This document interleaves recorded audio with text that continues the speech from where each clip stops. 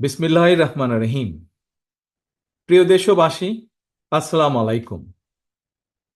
গৌরবজনক এই ঐতিহাসিক মুহূর্তে বাংলাদেশের সাহসী ছাত্র জনতাকে বিরচিত অভিনন্দন। হাজারো শহীদের প্রাণের বিনিময় জনতার ঐতিহাসিক এই বিপ্লবের মধ্যে দিয়ে গণহত্যাকারী খুনি হাসিনার পতন হয়েছে, রাহু মুক্ত হয়েছে আমাদের প্রিয় বাংলাদেশ। জনতার বিপ্লবের প্রথম ধাপ চূড়ান্তভাবে সফল হয়েছে।